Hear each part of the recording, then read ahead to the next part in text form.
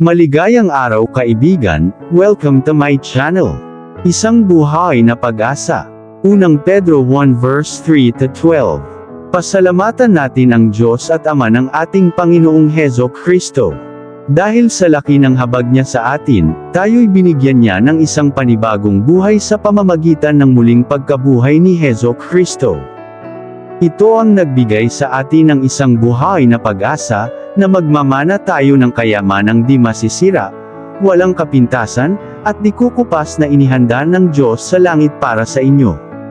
Sa pamamagitan ng inyong pananampalataya, iniingatan kayo ng kapangyarihan ng Diyos habang hinihintay ninyo ang kaligtasang nakahandang ihayag sa katapusan ng panahon.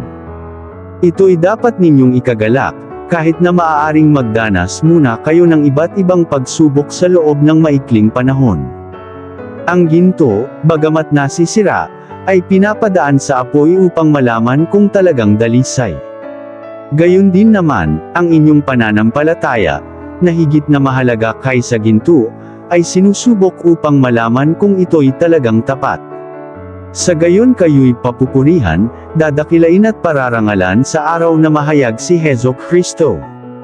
Hindi ninyo siya nakita ngunit siya'y inibig ninyo. Hindi pa rin ninyo siya nakikita hanggang ngayon, ngunit sumasampalataya kayo sa Kanya.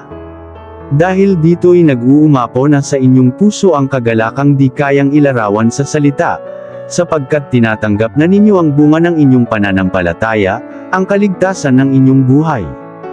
Tungkol sa kaligtasang ito masusing nagsiyasat at nagsuri ang mga propetang nagpahayag tungkol sa pagpapalang nakalaan sa inyo.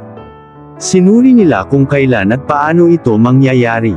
Ang panahong ito ang tinutukoy ng Espiritu ni Kristo na nasa kanila nang unang ipahayag nito ang hirap na titiisin ni Kristo at ang karangalang tatamuhin niya. Nang kanilang ipahayag ang mga katotohanang ito, ipinaunawa sa kanila ng Diyos na ang ginagawa nila ay para sa inyo, at hindi para sa kanila. Ang mga katotohanang ito'y narinig ninyo ngayon sa mga nangangaral ng magandang balita sa kapangyarihan ng Espiritu Santo na isinugo mula sa langit. Maging ang mga anghel sa langit ay nanabik na maunawaan ang mga katotohanang ito.